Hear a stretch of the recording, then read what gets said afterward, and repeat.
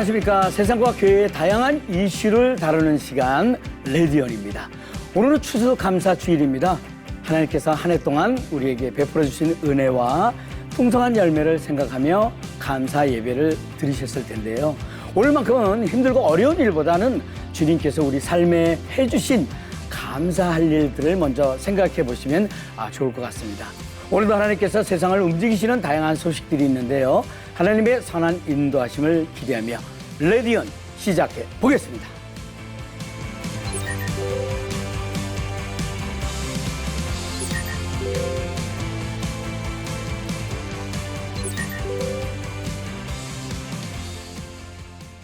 한 주간의 교육의 뉴스 중에서 가장 핫한 이슈를 골라서 깊숙이 파고들어서 집중 보도하는 이슈앤 포커스.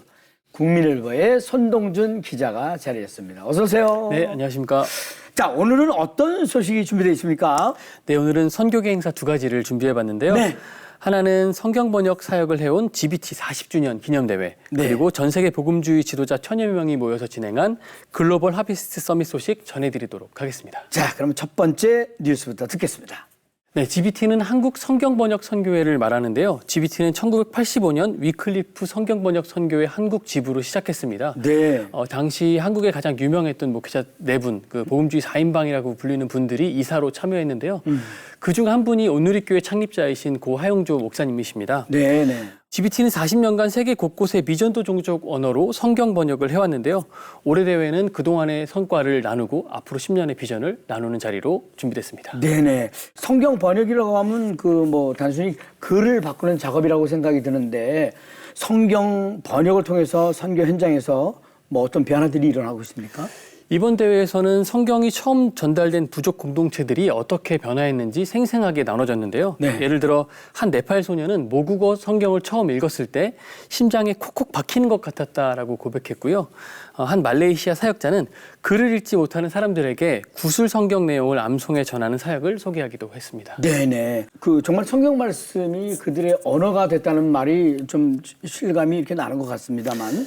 네, GBT는 단순히 성경을 번역하는 데 그치지 않고 현지 리더를 훈련하고 제자를 세우고 교회를 세우는 일까지 함께 하고 있는데요. 네. 이번 대회에서 이들은 선교적 성경 번역이라는 개념을 강조했습니다.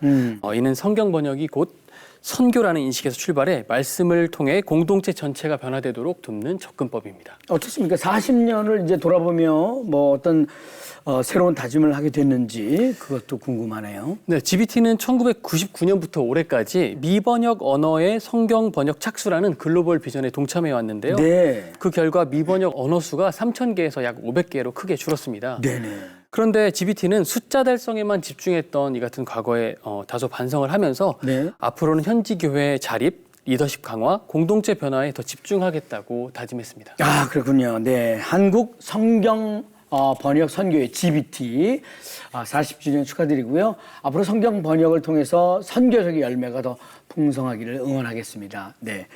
자, 그러면 다음 소식 듣겠습니다. 네, 최근 제주 서귀포에서는 글로벌 하비스트 서밋 2025 대회가 열렸는데요. 네. 행사에는 150개국에서 온 1000여 명의 복음주의 지도자들이 모였는데요. 이들은 2030년까지 전 세계 10억 명에게 복음을 전하자는 글로벌 비전을 공유했습니다. 네. 그리고 각 나라와 지역이 협력할 수 있는 전략을 세웠습니다. 네네. 이 전 세계의 선교 리더들이 한 자리에 이제 모인 거 아니겠습니까? 구체적으로 어떤 논의가 있었나요? 네, 여러 발표와 토론이 이어졌는데요. 가장 강조된 건 전략적 연합이었습니다. 한 예로 제이슨 만드리크 오퍼레이션 월드 대표는 여전히 전 세계 인구의 28%는 복음을 들어본 적조차 없다고 지적하면서 네. 기도와 선교만으로는 부족하고 실제적 연합과 자원 재배치가 필요하다고 강조했습니다. 네. 지금 말씀하신 실제적 연합과 자원 재배치 이걸 강조하셨는데 선교 방향을 바꿔야 한다는 의미라고 할 수 있을까요? 네, 예전처럼 선교사를 한 명씩 보내는 방식보다 이제는 지역, 세대, 언어, 디지털 등 다양한 축을 고려해 입체적으로 접근해야 된다는 건데요. 네. 특히 아시아는 전 세계 인구의 절반 이상이 몰려 있고 젊은 세대 비율도 높기 때문에 스마트폰과 IT 기술을 활용한 선교 전략이 중요하다는 발표도 있었습니다. 네.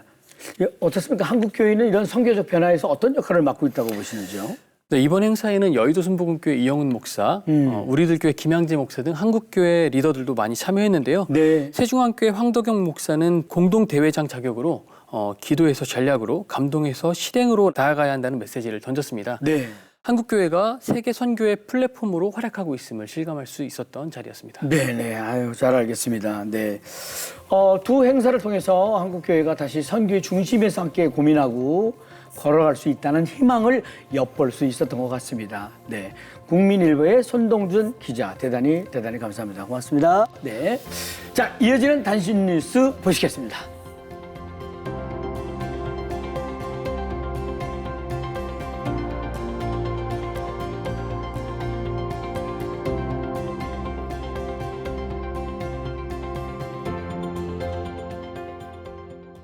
전 세계 교회와 선교지 소식을 발빠르게 전해드리는 월드 뉴스입니다. 오늘 두 가지 소식은요, 나이지리아에서 벌어진 참혹한 기독교인 학살 소식과 미국에서 청각장애인들을 위한 수화 예배가 시작이 되었다는 소식인데요. 세계에서 복음이 전해지기 가장 어려운 사람들이 바로 청각장애인이라고 하는데, 이들의 언어로 드려지는 수화 예배가 어땠는지 궁금합니다. 먼저 나이지리아의 이슬람 테러 단체가 기독교인들을 공격해서 어떤 비극이 벌어졌는지 정은지 리포터가 자세히 전해드리겠습니다.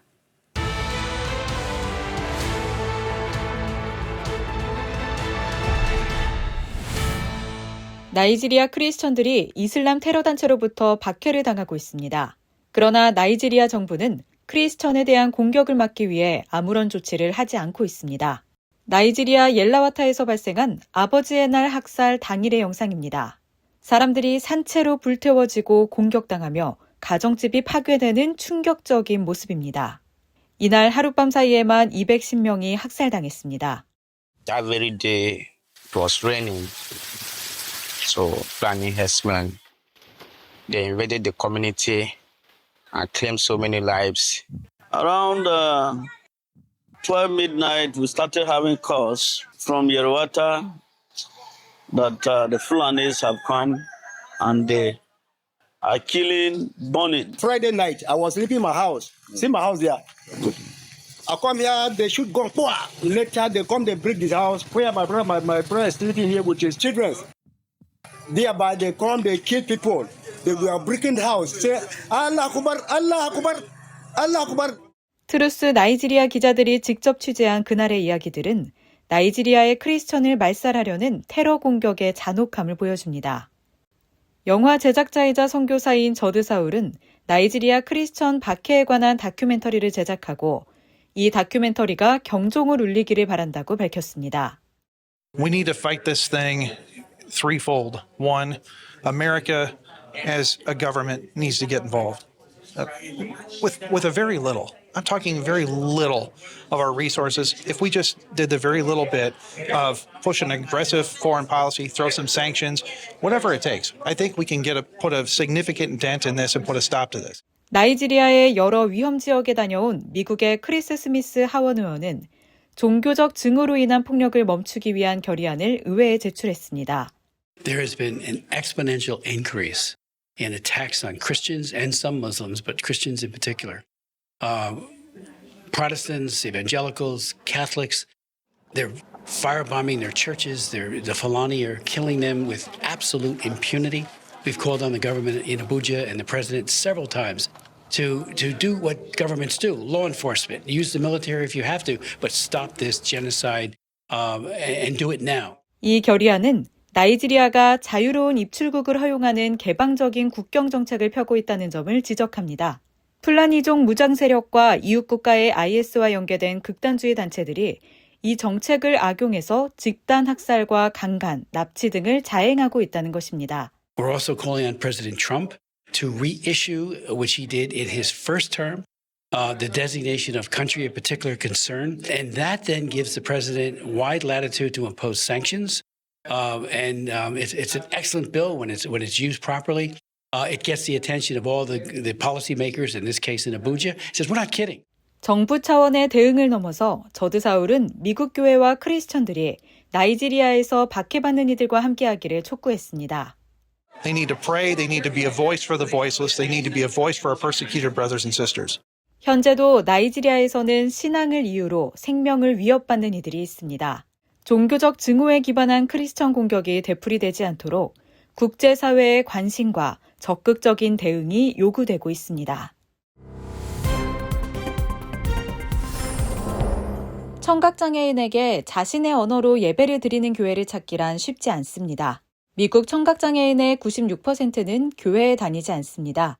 이에 텍사스주 샌안토니오의 한 교회가 수화 예배를 시작했습니다. Third most unreached people group in the world is deaf people. 78,000 deaf people in San Antonio and no deaf church. 이 현실은 에드 뉴턴 목사의 아픔을 건드렸습니다. My mother was born deaf. My father was born deaf. I was an only child.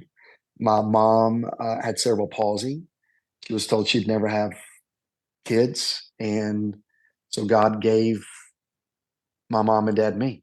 전 세계 청각장애인들에게 복음을 전하는 선교단체 데프 미션에 따르면 전 세계 청각장애인 2%만이 예수님을 알고 있으며 98%는 하나님과의 관계와 영원한 생명을 알지 못합니다.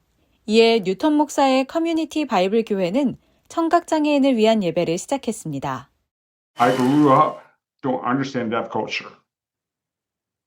So when I went into this deaf church, everybody was signing, and then after I left, I started weeping because this is my heart language.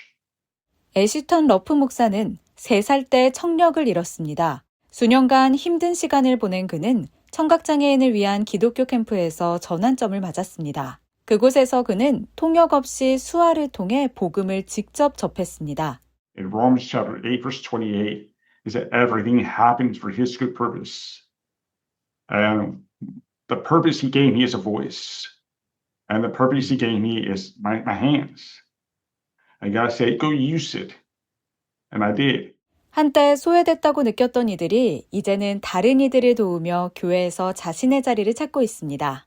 So I would encourage every lead pastor, ask the question, how many deaf people live in your town?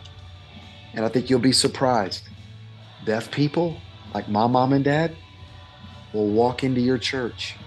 커뮤니티 바이블 교회의 목사들은 하나님이 모든 언어, 조용한 언어로도 말씀하신다고 믿습니다.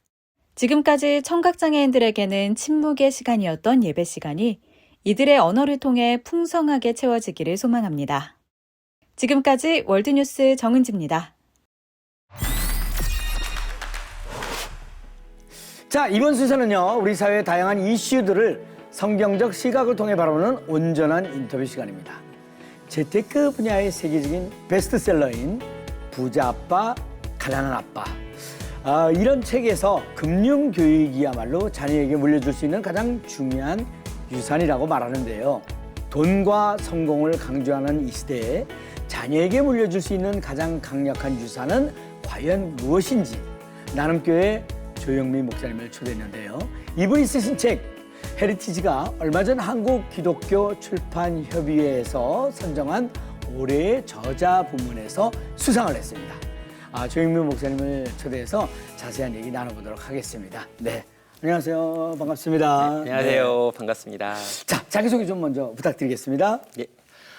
저는 이제 청년들한테 말씀을 전하는 사역을 12년 정도 하다가 지난 11년 전에 나눔교회에 부름을 받아가지고 지금 담임 목회 11년 차 하고 있는 조영민 목사입니다. 결혼은 했고요. 아내는 1명 지금 집에 잘 있고요. 대학교 다니고 있는 딸 그리고 19살 난 아들 이렇게 해가지고 열심히 제게 맡겨진 역할들을 감당하고 있습니다. 네. 사랑하고 축복합니다. 네, 감사합니다. 네, 서두에 말씀드렸습니다만 올해의 작가상 먼저 축하드리겠습니다. 네, 감사합니다. 저 책인가요? 네, 맞습니다. 한번 만져나 보시죠. 만져보겠습니다. 아이고, 올해의 작가상이네요. 네, 다음 세대를 위한 유산 헤리티지. 네, 네, 좋네요. 네, 축하드리고요. 이렇게 적어놓고. 그러니까 이제 이 책을 통해서 이제 믿음의 계승을 가장 중요한 유산으로 이제 강조하신 거잖아요. 네. 네, 책을 내신 이유가 있을 것 같아요. 이게 저 책 소개도 함께 전해주세요. 네, 그렇습니다. 제가 이제 코로나 시기를 보내면서요. 신앙 교육에 있어서 교회 교육이 너무너무 힘들어지는 거다라는 걸 이제 경험했습니다. 네네. 뭐 주일학교가 모일 수가 없고요. 또 여러 가지 뭐 온라인 컨텐츠를 만든다고 하지만 그것이 점검되지 않고요. 그리고 그런 시간을 지나면서 그럼에도 이렇게 신앙이 계속해서 자라가는 사람과 그렇지 않은 사람을 생각해 보니까 네. 가정에서의 신앙 교육이었고 부모가 해야 될 신앙 교육의 역할을 좀 강조해야겠다라는 생각을 할 수밖에 없었습니다. 네네. 그리고 저희 교회에 이제 아기들이 막 태어나기 시작했는데요. 이 아기들이 태어난 다음에 저희가 이제 세례를 주기 위해서 유아 세례 교육을 하다 보니까 네. 그 젊은 부모들이 아무런 준비 없이 마치 통가 의례처럼 유아 세례를 받는구나라고 하는 것들을 보면서 이 젊은 부모들에게 당신이 어떤 마음과 생각으로 아이들에게 유아 세례를 줘야 되는지 그 준비의 과정으로 영상들을 준비하고 강의들을 준비했고 이런 것들이 묶이면서 이번에 이렇게 좀 책으로 나왔으면 좋겠다. 그래서 이 책이 나왔습니다. 네, 그렇군요. 잘 알겠습니다. 그런데 목사님께서 보시기에 크리스천 가정에서 믿음의 부모들이 자녀들에게 전하는 신앙 전수의 현주소라고 할까요? 어떻게 진단하고 계십니까? 네, 뭐 지금 여러 통계들을 보면 이제 매번 나오는 통계가 정말 20대가 교회를 떠났다, 30대가 떠났다, 그리고 청소년들이 더 이상 교회에 없다라고 하는 통계들이 네네. 너무 다양한 영역에서 거의 공통적으로 쏟아지고 있습니다. 네. 뭐 자세한 내용들 보면 뭐 2023년도에 목회 데이터 연구소가 이 고등학생 이하 자녀를 둔 부모들에게 이제 조사를 해봤는데요. 네네. 여기 보면은 자녀들과 대화를 할 때 어떤 대화를 하느냐라고 하는 질문에 취미에 대한 게 가장 많고요. 그리고 친구에 대한 진로에 대한 이런 것들이 주가 되고요. 네. 성경과 관련해 가지고는 5% 정도 대화를 나누고 네. 신앙과 관련해서 3%, 또 교회는 3%밖에 안 된다는 걸 보면 네. 부모와 자녀, 특별히 부모가 믿음이 있는데도요. 대화할 때 거의 이 신앙과 관련된 대화는 하지 않는다라고 하는 게 요때 나왔던 통계 내용이었죠. 뭐 학원 복음화 협의회 같은 자료들도 그렇고요. 굉장히 현격하게 신앙의 교육이 되지 않고 있고 다음 세대가 교회를 떠나고 특별히 코로나 이후에 교회 안에 주일학교들이 대거 사라지고 있는 것들을 지금 보고 있습니다. 네. 최근에 제가 봤던 통계 중에 이제 교회들 가운데 절반 가까운 교회는 주일학교가 존재하지 않는다. 그리고 78% 이상의 교회에는 영유아가 없다라고 하는 이야기까지 들으면서 네.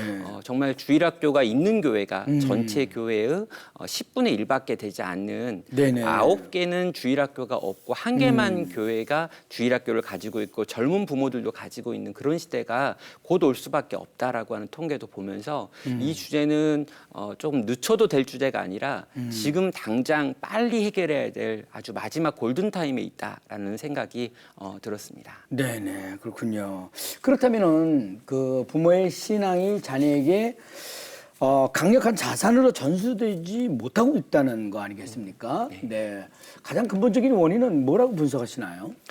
일단 부모님도 신앙에 있어서 그렇게 중요하게 생각하지 않는 부분이 있는 거죠. 네네. 아이들에게 무언가를 가르쳐 주려면 자기가 많이 알고 잘 누리고 있는 것들이 있어야 네. 그것들을 가지고 자기 사랑하는 자녀들과 나눌 텐데 그 영역에서 부모들도 잘 준비가 안 된 부분들이 크다라는 생각을 합니다. 네네. 그리고 교회 공동체도 마찬가지로 이 부분에 있어서 너무나 소홀했다라고 생각을 하는데요.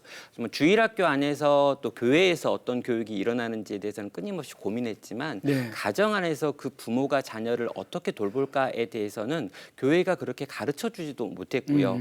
또 그렇게 나눌 수 있는 컨텐츠를 제공하지도 않았구나라고 하는 것들을 보면서 이건 부모에게만 뭐 맡겨야 될 영역도 아니고 교회와 부모가 함께 힘써가지고 이 영역에 있어서 다시 한번 시도해야 된다라는 생각도 했습니다. 네, 정말 마음 깊숙이 와닿는 그런 말씀드립니다. 성경에서 나오는 신앙 계승에 대한 예시와 이를 통해서 얻을 수 있는 교훈에 대해서도 목사님 말씀 한번 듣고 싶습니다. 네. 제가 이제 이 헤리티지 안에서 네. 이제 계속 다뤘던 내용이 누군가에게 있었던 신앙이 누군가에게 어떻게 흘러갔느냐라고 하는 것들을 계속해서 다루고 있거든요. 네네. 그런데 이제 그 여러 케이스들 중에 이 마가 요한이라고 하는 한 젊은이와 네. 그리고 바나바라고 하는 이 그의 이제 삼촌이죠. 이 둘의 관계를 좀 같이 한번 생각해봤으면 좋겠습니다. 네. 이 바나바는 이미 이스라엘 백성들 가운데 있는 교회에 굉장히 중요한 사람이었거든요. 네. 그런데 이 중요한 교회의 지도자였던 바나바가 이 자기의 조카 마가 요한의 신앙의 성숙을 위해서 자기가 가질 수 있는 그 어떤 영예를 포기하는 장면이 있습니다. 네. 그러니까 마가 요한을 데려가는 문제로 바울과 이 선교와 관련해 가지고 다툼이 일어나는데 바울은 이 사람은 실패자니까 데리고 가면 안 된다라고 말할 때 바나바는 이 사람을 회복시켜서 데리고 가야 된다라고 주장합니다. 그리고 끝까지 주장해서 마가 요한을 데리고 그 자기 단기 선교를 갖게 되는데요. 그 결과가 나중에 우리가 가지게 된 이 마가가 쓴 마가복음이라고 하는 것으로 나타나는 거죠. 네. 그래서 어떤 어른이 그 신앙의 어떤 마음을 품고 다음 세대를 위하여 기꺼이 자기를 희생할 때 네. 거기서 그 다음 세대가 살아나고 회복되는 이야기가 있다라는 거를 책을 통해서도 또 이야기를 통해서도 나누고 싶었습니다. 네네. 그리고 보면 이 교회 어른 세대하고 신앙 공동체가 그 역할을 잘 감당해야 되지 않는가 하는 생각을 해보게 되는데 공동체적 책임이라는 관점에서 어떻게 생각하십니까? 맞습니다. 저는 공동체적 책임이라고 하는 이 부분이 정말 이렇게 부모 세대와 자녀 세대 그리고 저희 교회 안에 있는 어른 세대 이게 다 함께 네. 우리가 정말 이 문제가 중요한 문제다라고 하는 인식이 좀 생겨야 된다고 봅니다. 네. 자, 교회들마다 보면은요, 요즘 은 다음 세대를 하나님께 이렇게 구호들이 막 붙어 있는 교회가 많이 있어요. 그런데 돈을 그렇게 쓰고 있느냐라고 하면 다른 것 같고요. 그리고 사람을 그렇게 쓰고 있느냐라고 하면 또 다른 문제가 되는 것 같습니다. 그러니까 정말 다음 세대를 회복시키는 게 중요하다라고 생각했다면 저는 돈과 관심과 에너지가 그 분야에 더 많이 쓰여져야 되는데 네. 실제로 교회 어른들이 그런 결정을 하는 경우가 별로 없더라는 거죠. 그래서 저는 교회 어른들이 이 부분을 진지하게 고민하고 많은 걸 투자하고 그리고 열매가 아주 더디게 다가온다 할지라도 그걸 기다려줄 수 있는 인내로 다음 세대를 바라봐주는 그런 멋진 기다려주는 어른들이 필요하다라고 믿습니다. 그럼 목사님 어떻습니까? 그 신앙 전수가 막막하게 느껴지는 그 부모님들도 계시고 어르신도 계실 거란 말이에요. 네. 당장 오늘부터 가정이나 공동체에서 실천할 수 있는 가장 작은 첫걸음 이런 것들 뭐 한번 제안해 주시면 굉장히 도움이 될 것 같은데. 네. 뭐 저는 이제 책을 쓸 때도 이제 이론과 관련해 가지고 결단해야 될 부분을 6편 그리고 네. 이걸 실천해야 될 부분을 6개 이렇게 해 가지고 네. 12개의 이야기를 묶어 봤거든요. 예, 예. 저는 먼저 우리 부모 세대가 정말 이 신앙과 관련해 가지고 내가 누리는 게 있어야 된다고 믿습니다. 네. 내가 기도하면서 누리는 기쁨, 내가 찬송하면서 누리는 기쁨.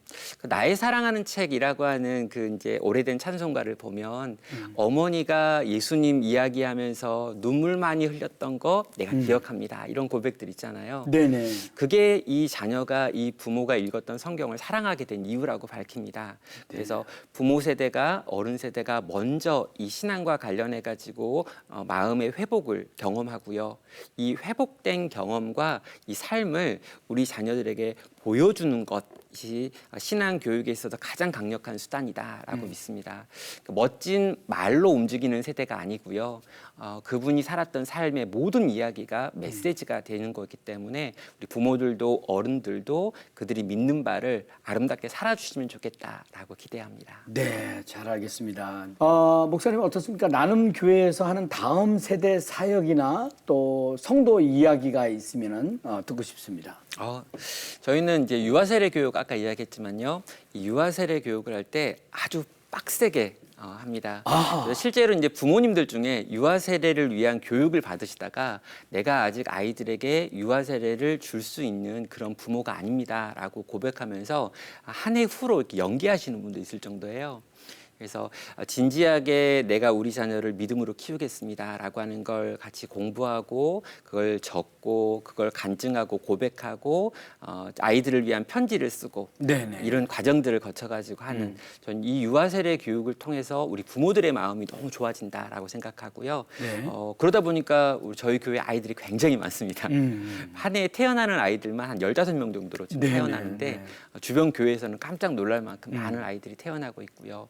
그리고 저희는 저희 청년과 청소년들을 위해서 다음 세대 지원이라고 하는 프로그램을 운영하고 있습니다. 네. 아이들이 청년들이 내 꿈은 이거고 교회가 이렇게 도와줬으면 좋겠습니다라고 하는 2문장 이상 네. 많이도 아니고요. 2문장 이상의 요청서를 써가지고 네. 교회에 제출하면요. 한 학기당 이제 한 번씩 모여가지고 이제 우리 운영위원회가 모인 다음에 그 아이들에 대해서 이제 후원하는 그래서 재정적인 정기 후원을 해가지고 네. 이 아이가 그 꿈을 이룰 수 있도록 도와주는 과정을 이제 꽤 큰 금액을 들여가지고 하는 프로그램을 계속 하고 있습니다. 그래서 저희 교회 청년들은요, 우리 교회는 우리를 사랑해. 우리 교회 어른들은 우리를 되게 좋아해. 우리를 일꾼으로 생각하지 않고 우리를 귀하게 여겨라고 하는 게 저희 청년들의 마음 가운데 깔려 있다고 네. 저는 믿습니다. 네네. 또 저는 그런 현상 중에 하나가요. 이번에 저희가 이제 10월에 저희 시니어 우리 75세 이상 이제 80대 어른들이 한 15분 정도가 네. 간단하게 이렇게 소풍을 가는 일이 있었는데요. 네. 이 15명의 시니어의 소풍에 우리 20대 청년들이 한 14명이 찾아왔습니다. 네. 그래서 같이 그 어른들과 함께 손잡고 산책을 하고 네. 차 마시는 것들을 이렇게 도와주시고 식사하는 걸 옆에서 지원해주고 게임 같은 걸 같이 인도했던 거죠. 네. 그래서 저는 80대와 20대가 이렇게 행복한 시간을 같이 누릴 수 있는 거 저는 이런 게 교회라고 생각하거든요. 그래서 20대 친구들도 너무 행복했대요. 그 시간이. 할아버지 할머니들과 같이 이렇게 노는 시간. 네네네. 그리고 할아버지 할머니들은 그 시간을 너무 오래 기억하시고요. 너무 그때 그 청년들 너무 총각 청년들 너무 이뻤다 이러면서 네네. 그래서 저는 교회 공동체가 이 세상이 지금 막 깨지고 나눠지고 단절되어 가지고 끊어져 있는 링크를 네네. 회복시킬 수 있는 거의 유일한 공동체다라고 믿고요. 네네. 지금도 그런 일들을 위해서 계속해서 교회를 이렇게 이끌어가고 있습니다. 네, 잘 알겠습니다. 네. 뭐, 말씀이 거의 다 나오셨지만, 우리 끝으로 다음 세대 신앙 전수를 위해 애쓰는 부모님들과 교회 공동체의 격려와 당부의 말씀 부탁드리고요. 그리고 목사님의 앞으로의 계획과 기도 제목 함께 나눠주시면 기도하겠습니다. 저는 이제 시편 126편에 네. 울며 씨를 뿌리러 나가는 자에 대한 이야기가 있잖아요. 네. 근데 그 사람에 대해서 하나님이 약속하시기를 반드시 그 곡식단을 들고 돌아오게 될 거다. 반드시 그 일의 결과를 보게 될 거다. 그런데 그 과정에는 울며 씨를 뿌리는 아주 힘들고 어려운 과정이 있다라고 하는데 네. 저는 부모들이 신앙으로 자녀를 양육하는 것도 울며 씨를 뿌리는 것 같은 어려움이 있을 거라고 생각하고요. 또 빨리 열매가 나오는 게 아니라 오랜 시간 기다려야 되는 그 열매를 기다리는 교회 역시도 울며 씨를 뿌리러 나가는 자의 슬픔과 어려움과 좌절과 낙담하는 마음들이 있을 수 있다고 생각합니다. 네네. 약속이 있잖아요. 예, 반드시 그 곡식단을 들고 돌아오게 될 거다. 그 주님의 약속을 믿고 의지하면서 계속해서 이 귀한 신앙을 전수하는 일에 많은 교회가 또 많은 우리 신앙의 부모님들 어른들이 참여할 수 있으면 좋겠다라고 생각합니다. 네, 잘 알겠습니다. 네. 네. 뭐 개인적인 계획은요. 열심히 하고 있는 이 목회를 이어가는 것과 또 어떤 경우에 정말 이 주제는 또 많은 사람들한테 들려주고 싶다라고 생각되는 주제들을 정리하는 일들 계속해서 네네. 제게 맡겨진 사명 또 열심히 감당하는 하루하루 살겠습니다. 네네. 네. 감사합니다. 감사합니다. 네네. 우리에게 맡겨주신 자녀들과 다음 세대들에게 물려줄 가장 가치 있는 유산은 바로 믿음의 유산임을 다시금 새길 수 있는 그런 시간이었습니다. 신앙의 전수는 부모와 가정, 교회 공동체 모두의 거룩한 책임임을 기억하며 오늘부터 작은 실천들을 통해서 이 땅의 믿음의 세대들을 힘써 세워나갈 수 있기를 기대해 봅니다. 오늘 귀한 말씀 전해주신 조영민 목사님 대단히 감사합니다. 고맙습니다. 네, 감사합니다. 네. 자, 레디오는 오늘 준비한 소식은 여기까지입니다. 저는 다음 시간에 다시 인사드리겠습니다. 대단히 감사합니다.